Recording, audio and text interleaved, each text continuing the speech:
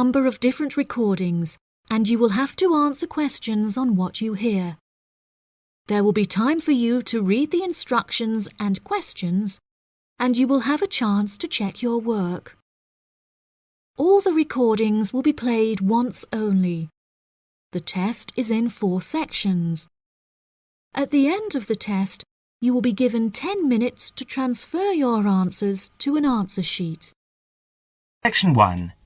In this section, you will hear a conversation between Rachel and Caesar. They are discussing a field trip for the following week. First, you will have some time to read questions 1 to 10.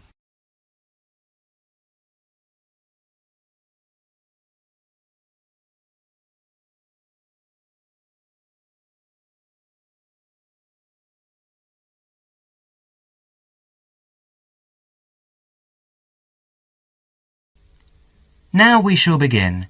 You should answer questions as you listen because you will not hear the recording a second time. Now listen carefully and answer questions 1 to 7. Hi, Caesar. How are you? Good, thanks, Rachel. I'm fine. I was going to ring you tonight, so it's a good thing I've run into you.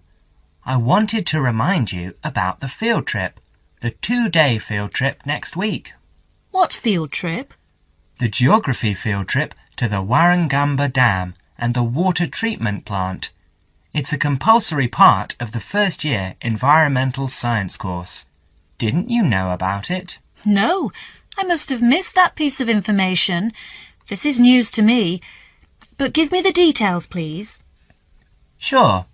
Well, we have to meet outside the library next Monday at 7 in the morning, or you can meet us at 7:45 at the bus station in time to catch the coach, which departs at 8 o'clock. Oh, all right. And how long does it take to get to this place? Well, once we're on the coach, it will take about 2 hours. No, actually more like 2.5 hours at that time of day. And it could take as long as 3 hours to come back the next day because of the evening traffic. And what's the purpose of the trip? Didn't you get the course outline? You don't seem to know anything about this course. Well, remember, I only started at the university a month ago, so I joined the course 2 weeks late, and I've been trying to catch up ever since. Oh, of course. Well, we spend the first day visiting the dam. I believe we actually go inside the wall of the dam, which is really quite interesting, to see the dam functioning, you know, how much they regulate the water supply each day, depending on how much water is needed downstream in Sydney. Oh, okay. And, so if this is a 2-day trip, where are we staying? Not camping by the dam, I hope? No, not camping. They do actually have some overnight cabins near the dam for visiting groups, but we're spending the night in a youth hostel in a town nearby. That's all been arranged by the university. And what about meals? Should we take our own food along? No, you won't need to do that. The hostel provides 2 meals, breakfast and an evening meal, and we can find a cheap place to buy lunch. Great. So, is this the only dam that supplies water for Sydney? There are a couple of others too, but this is the main one. Well, with a population of over 4.5 million people, I suppose we do use thousands of litres each day.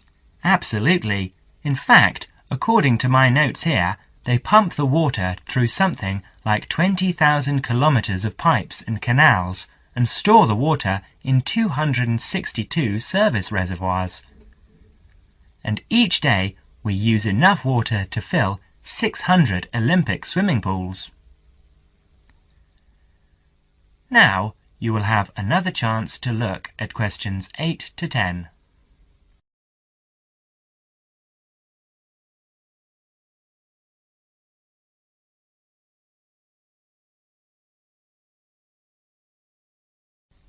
As the conversation continues, answer questions 8 to 10. And what's happening on the second day? Well, we're coming back to town and going to the water treatment plant to see how they purify the water for drinking. Oh, that should actually be quite interesting. I'll bring my camera. Yes, that's a good idea, because we're supposed to include original photos for the final piece of work at the end of the course. And make sure you bring a notebook and pen or pencil. OK, I'll do that. You'll probably need some good walking shoes and spare clothes too, and I would recommend that you bring a waterproof coat of some sort, because the chances of it raining are pretty good next week. And a hat, perhaps. Sorry, no. I draw the line at a hat. Fair enough. And by the way, do you have a mobile phone? I do, actually. Well, bring that along, because that way we can keep in touch more easily. Provided that mobiles work up there, of course. That's a point. Do I need a map? No, I wouldn't bother. We won't need to do any map reading. OK then. See you on Monday, and thanks very much for letting me know. That is the end of section 1. You now have half a minute to check your answers.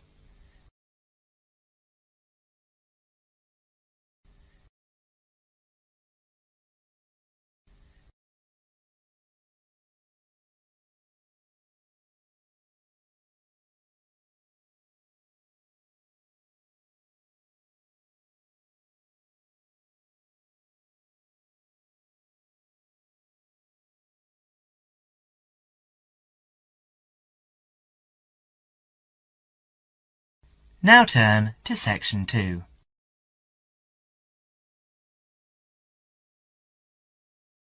Section 2. You will hear an extract from a radio program called Consumer's Choice, which gives advice to consumers on how to make complaints. First, you will have some time to look at questions 11 to 20.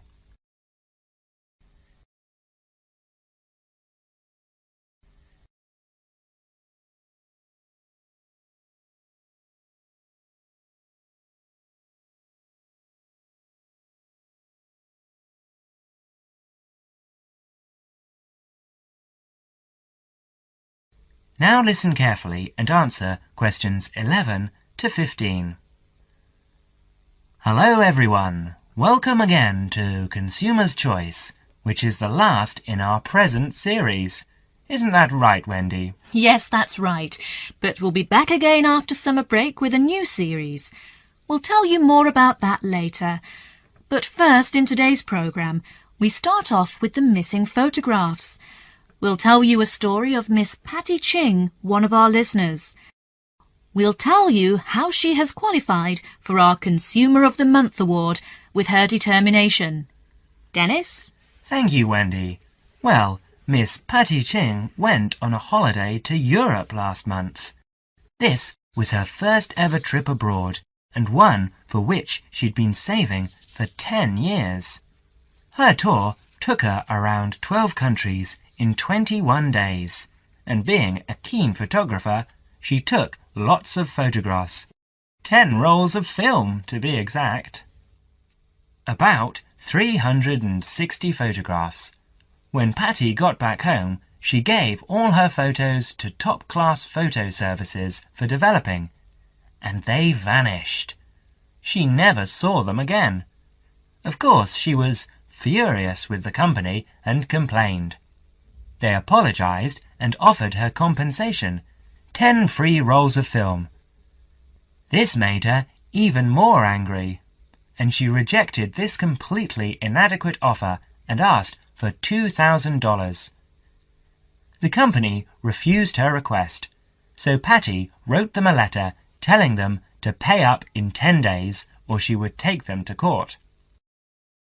She received no reply, so she did take them to court. But 2 days before the case was due to be heard, she received a check for $2,000. Top Class had obviously made their minds up on how the judge would decide. Patty's case provides a lesson to all of us. If we want our rights as consumers, we've got to fight for them. So for her determination and spirit, we name Patty our Consumer of the Month. Now you will have another chance to look at questions 16 to 20.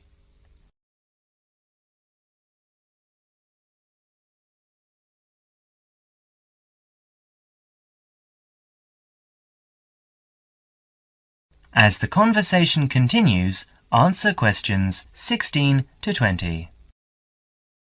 Thank you, Dennis. And now I'd like to deal with the problem that many of our listeners write about: sale prices. When we go to a sale and see a sign on something saying 50% off or $300 reduced to $100, how do we know the prices really have been reduced? One of our listeners, Mr. Alvin Locke, tells his story.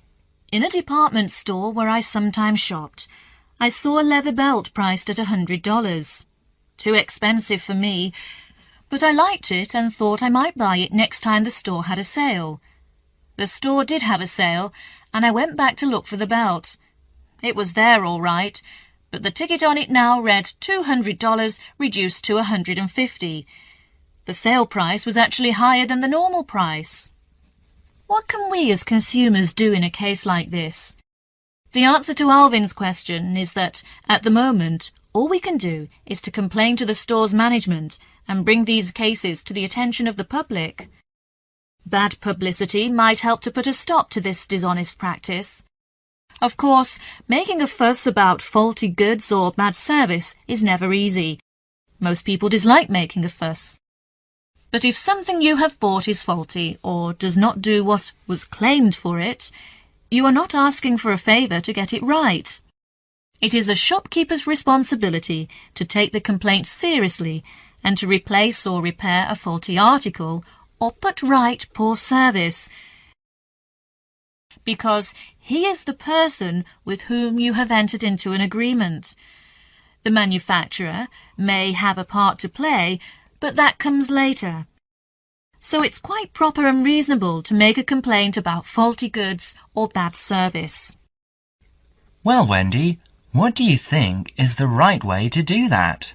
Well, the most important thing about making complaints, I think, is that they should be made to a responsible person in authority. Go back to the shop where you bought the goods, taking with you any receipt you may have.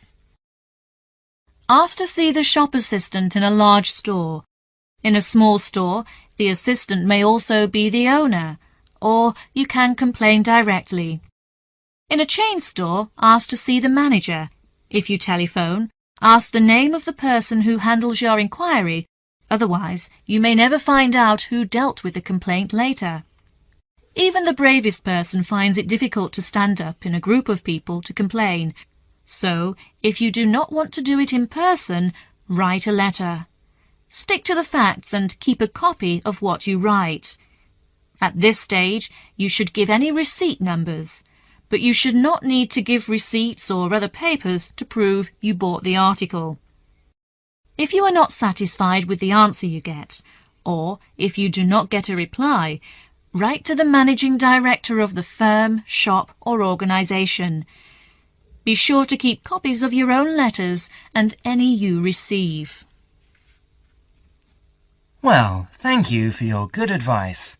It's nice for every consumer to take an action when he or she gets bad goods or service. And of course, the consumer's choice will continue to press for the government to bring in laws similar to those in other countries to protect consumers by making it illegal to cheat them in this way. And now I'd like to tell you about our new consumer hotline, which came into operation last month. So far, we have received... That is the end of section 2. You now have half a minute to check your answers.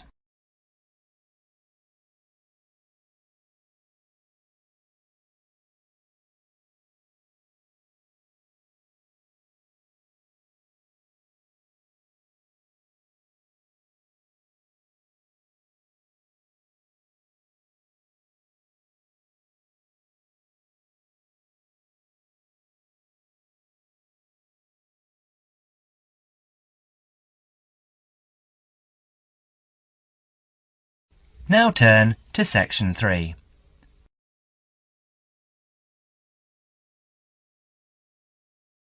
Section 3.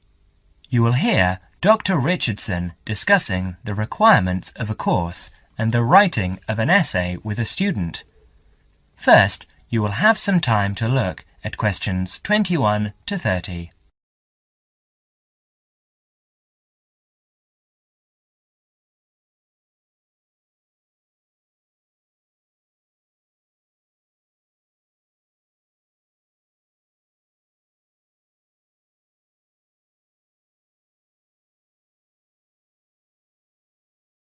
Now listen carefully and answer questions 21 to 28. Enter, please. Good afternoon, Dr. Richardson. Good afternoon. You're David Simons, is that right? Yes, I've got an appointment to talk about the course requirements with you. Fine. Now, why don't you take a seat over there and I'll just get some details from you. First, can I have your home address and your student number? That's 15 Market Avenue, Hornsby, and my student number is C97H85. OK. Now, I see here that you've already completed 18 credit points, but that you haven't done the Screen Studies course, which is normally a prerequisite for this course. Why is that, David? Oh, the course coordinator gave me an exemption because I've worked for a couple of years in the movie and television business, and they considered my practical experience fulfilled the same requirements. Fine. Shall we go over the course requirements first, and then you can bring up any queries or problems you might have? It might be most useful to start with a few dates. The final examination will be in the last week of June. That's the week of the 23rd. But the final date hasn't been set. It should be the 25th or the 20th, but you don't have to worry about that yet. Before that, as you can see in your study guide, there are 3 essay assignments and some set exercises. I'll deal with these first. These set exercises are concerned with defining concepts and key terms. They do have fixed answers, not in the wording, but in the content. To that extent, they're quite mechanical and provide an opportunity for you to do very well, as long as your answers are very specific and clear. Yes, I see there are about 20 terms here. How long should the answers be? You shouldn't exceed 250 words for each term. Right, that looks easy enough. And the third assignment seems fairly straightforward too. Just a journalistic type review of a recent development in television. It's not so different from what I've done in my work. Yes, it should be fairly easy for you, but don't exceed 1,000 words on that one. Essays 1 and 2 are the long ones. The first essay should be about 2,000 words, and the second 2,500 to 3,000, and the approach for both should be analytical. In the first one, your focus should be on TV and the audience, and you should primarily consider the theoretical issues, particularly in relation to trying to understand audience studies. In the second, I'll want you to focus on analysing television programmes. Should I concentrate on one particular type of programme for that? Not necessarily, but you must be careful not to overextend yourself here. A comparison between 2 programmes, or even between 2 channels is fine, or a focus on one type of programme such as a particular series works well here. So if I wanted to look at television news programmes, that would be okay? Yes, there would be no problem with that. In fact, it's quite a popular choice, and most students handle it very well. Good, I'll probably do that, because it's the area I want to work in later. Later, during the course, Dr. Richardson gives David some advice and warnings about his essay. You now have another chance to look at questions 29 to 30.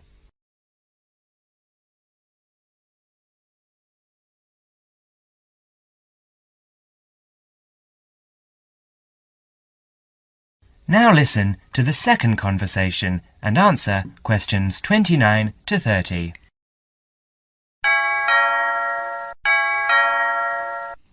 Come in and sit down, David. You wanted to talk to me about your second essay, is that right? Yes, Dr. Richardson. I just want your comments on what I'm planning to do. I'm doing the essay on the differences between TV news programmes at different hours of the day. How many time slots are you planning to consider? Well, I think I'd look at all of them. That'd be 5 slots: the breakfast news, the mid-morning news and the midday news. That's 3. Then there's the 6 o'clock news, then the 10 o'clock and midnight programmes. So that's 6, not 5. That's rather a lot. And you'd have a lot of different audiences to consider. Why don't you just do 2, say the mid-morning and then 6 o'clock? That should give you 2 fairly contrasting approaches with 2 main audience compositions. Oh, just 2 then? Yes, I think that'd be much better. Now, how many actual programmes do you plan to work with? I suppose you think analysing a whole week of news programmes would be too many. Well, that depends on how much of each programme.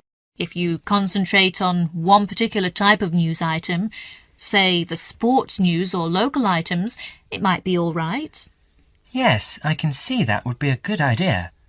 I won't make a decision now before I collect a sample of programmes over a whole week. I'll look at them and see what items appear throughout the week. Yes, that's a sound approach. Now, we're getting close to the deadline. Can you finish it in time? Yes, I think so. I've completed the reading and I know what my basic approach is, so it's really just a matter of pulling it all together now. Fine, David. I'll look forward to reading it. That is the end of section 3. You now have half a minute to check your answers.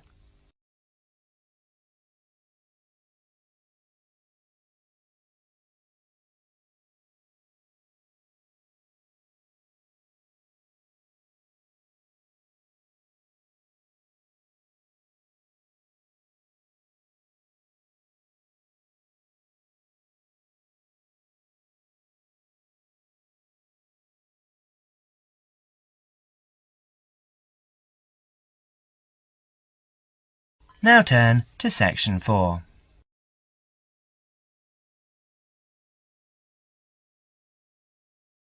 Section 4.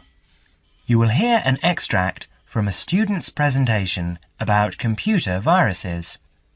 First, you will have some time to look at questions 31 to 40.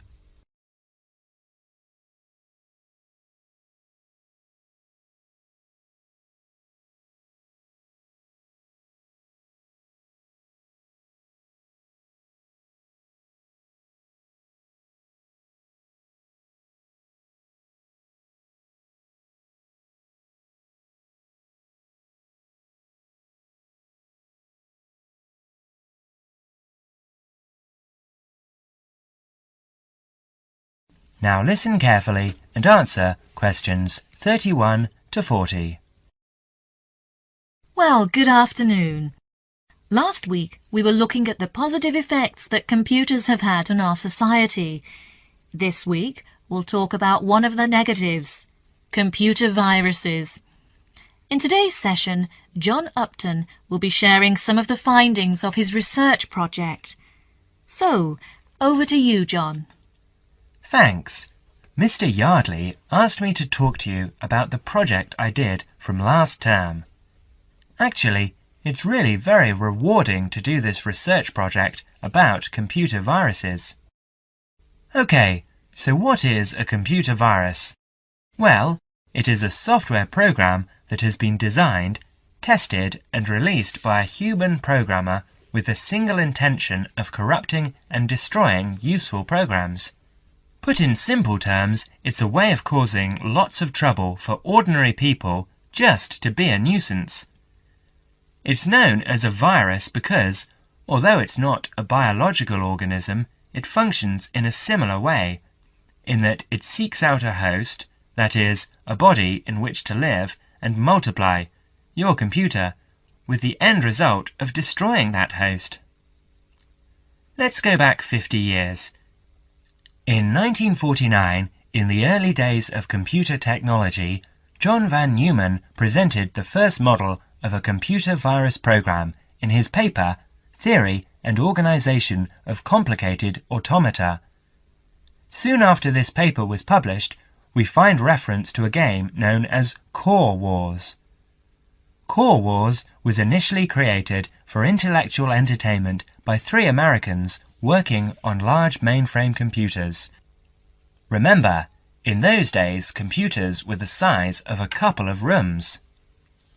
By the 1980s, for the small sum of $2 postage, anyone could get details on how to play Core Wars, and very soon after, we see the emergence of a new pastime, one where people spent time creating programs that could escape the game and destroy other programs.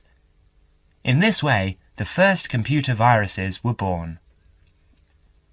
Like their biological counterparts, computer viruses are picked up through casual habits. Virus programs are often intentionally placed within useful programs in the public domain, or they're included in software which is not official. That is software you might have acquired on the black market, which, of course, you don't do. It seems quite hard to believe that anyone would go to this level of deceit to intentionally corrupt the data of others, but the rise in the number of computer software infections and the amount of lost data that we are seeing these days is proof that these virus programmers are going to extremes to do just that. They are going out of their way to create programs that hide inside legitimate software applications and cause all sorts of errors that the average end user will then mistake for hardware failure. In other words, they will think that the problem lies with their own computer. So, what can we do to combat these people? Well, the first thing is to realize that virus programmers succeed because people are not always careful about where they get their programs from. So, number 1, be very careful.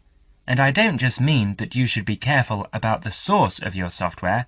You also need to take care with emails and avoid any messages which are suspicious looking. For instance, a message that says, "I love you," or "Win $50. So, the second golden rule is avoid trouble. Now, there are other things we can do to protect ourselves. We can try to find out exactly how the viruses work, how they accomplish their aims. In other words, we need to understand them. And, of course, there is a good selection of antivirus software available on the market now, as well as on the internet, to combat the virus plague. So another way of protecting ourselves and our computers is to be well prepared. And, before I leave you, let me just say that if you ever run into one of those virus guys, tell them what you think of them. That is the end of section 4.